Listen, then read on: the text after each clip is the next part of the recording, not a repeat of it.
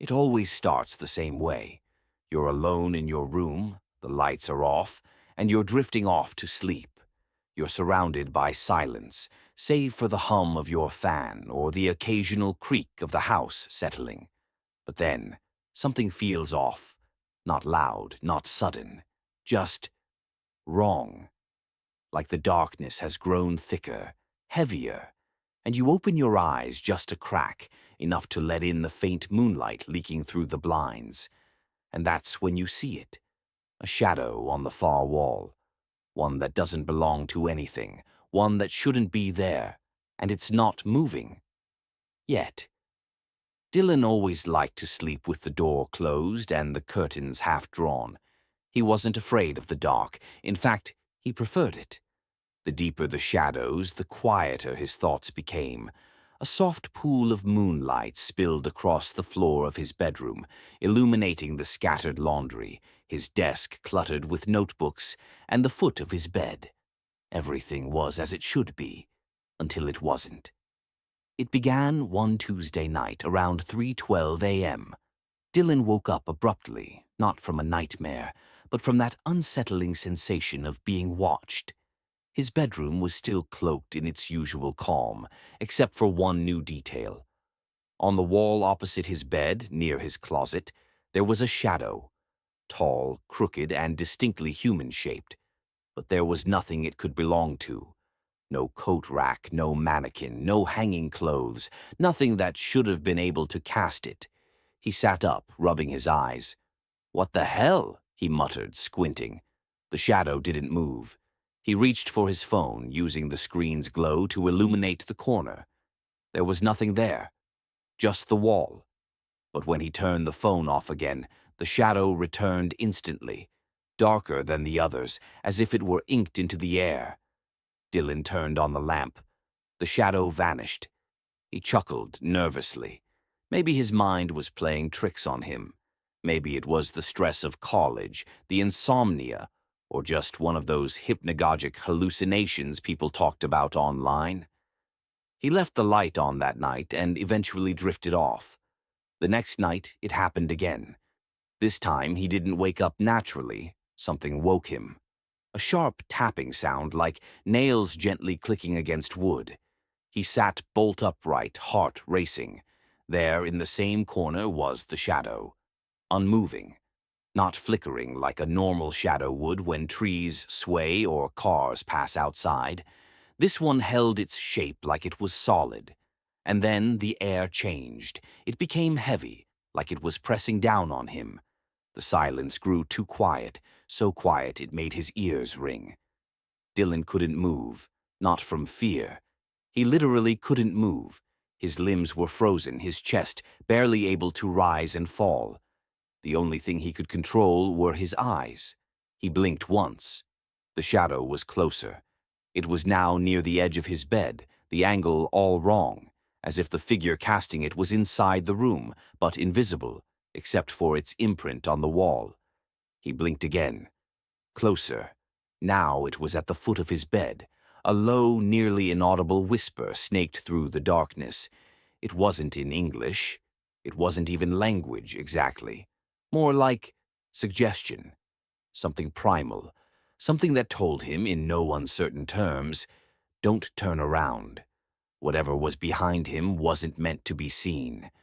The paralysis broke just as the first hints of dawn began bleeding through the window. The shadow vanished the moment sunlight touched the corner.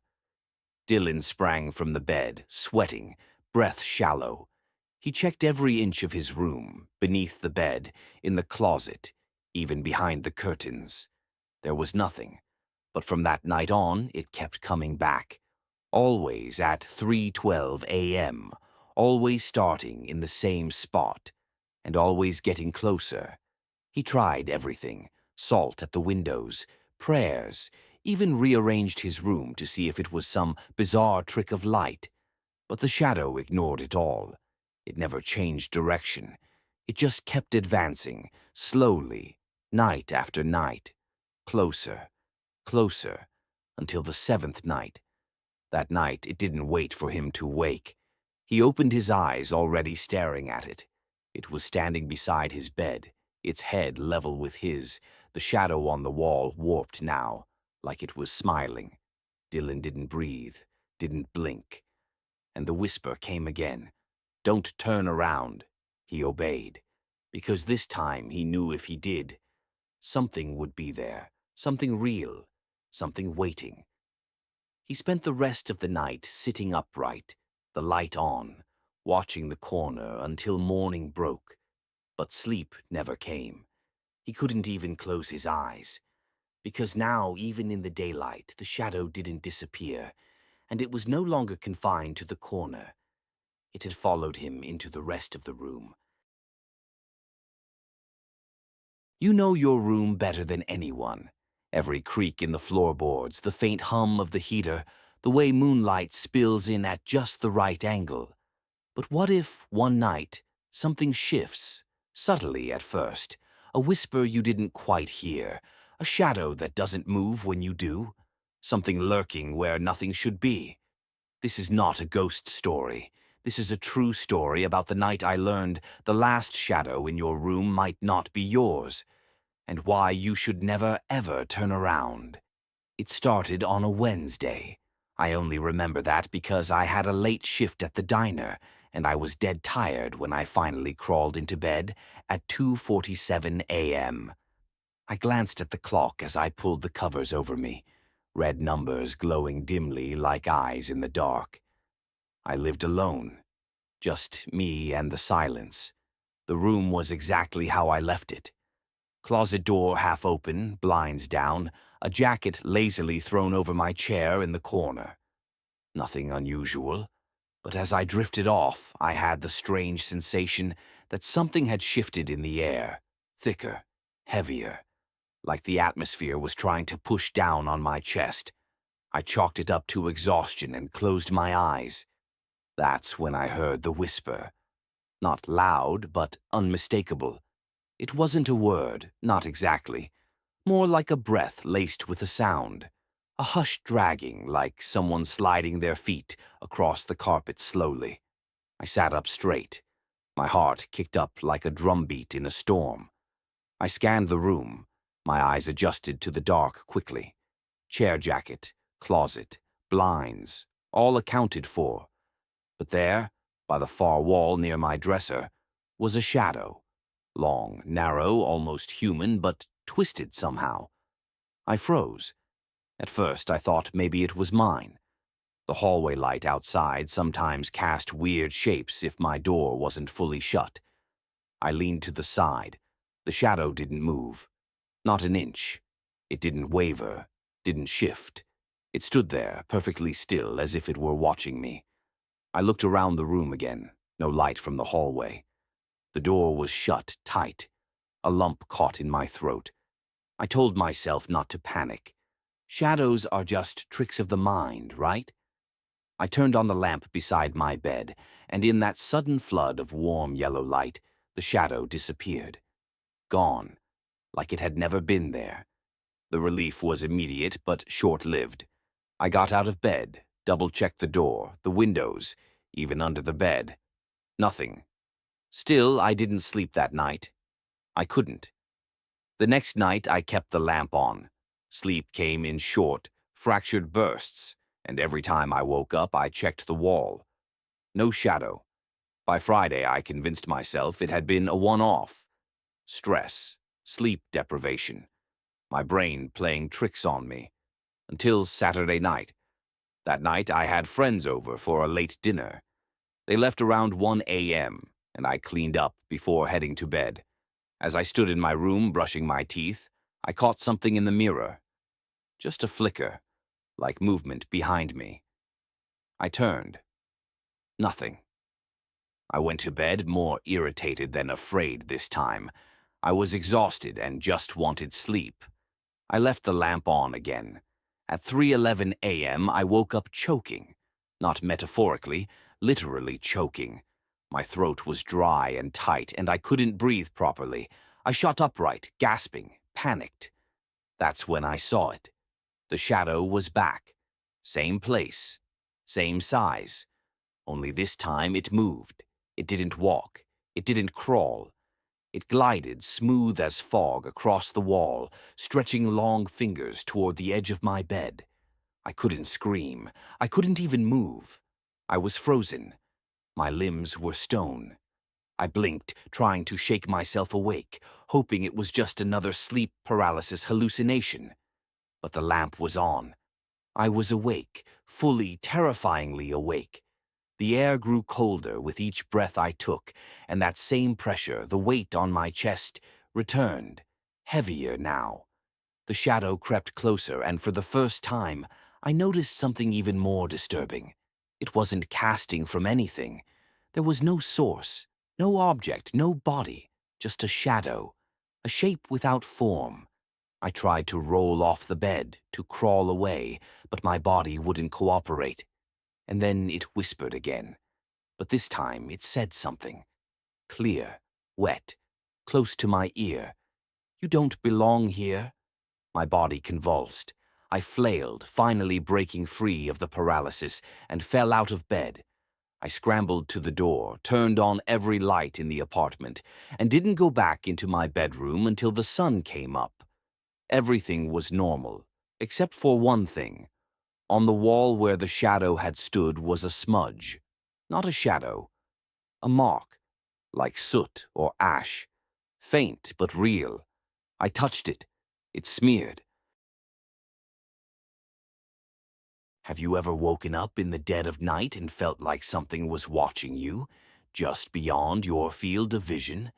Maybe you spotted a shadow on the wall that shouldn't be there, one that didn't move when you did. Most people brush it off, blame it on sleep paralysis or a trick of the light. But what if I told you some shadows aren't tricks, and not all of them are yours? This is the chilling story of Caleb Morgan, a story he never got to finish telling. Caleb lived alone in a second-story apartment just outside of Milwaukee. A modest place, 2 rooms, old carpet, faded wallpaper curling at the seams. It wasn't haunted or historic, just forgettable. The kind of place where no one would hear you scream. He worked overnight shifts at a local hospital, so his sleep schedule was always backward. He'd come home at dawn, draw the curtains, and collapse into bed, only waking when the sun dipped below the horizon. But it wasn't until his 3rd month there that the nights began to change. It started small, subtle, the kind of thing you dismiss. The first time Caleb noticed the shadow, he was brushing his teeth. The bathroom light flickered, just once, but it caught his attention. In the mirror behind him, he saw what looked like a dark smudge in the corner of his bedroom. He turned, thinking it might be a coat tossed on a chair. But there was nothing there, just his unmade bed and the creased curtains swaying from a breeze that wasn't there. He forgot about it, until the next night. Caleb was lying in bed, trying to fall asleep, when he saw it again. A shadow on the far wall. His own, he assumed at first, until he moved. Sat up, turned his head.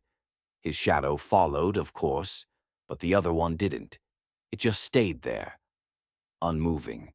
He got up, turned on the lights, and it vanished. Sleep didn't come easy after that.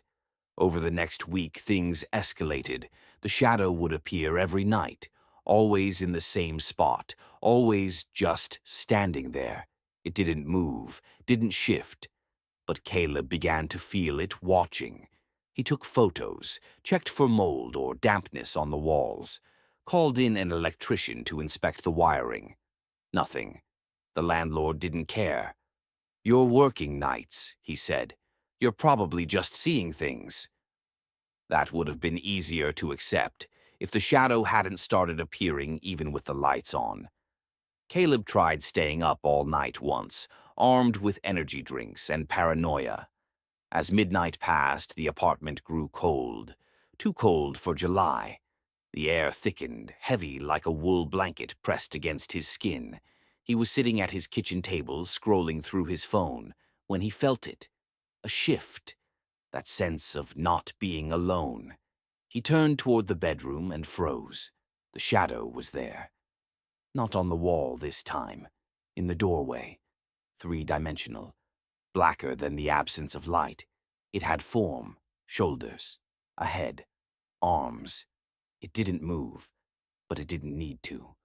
Caleb's breath caught in his throat. Every instinct screamed for him to run. Instead, he did something worse. He blinked, and it was gone. He didn't sleep at all after that.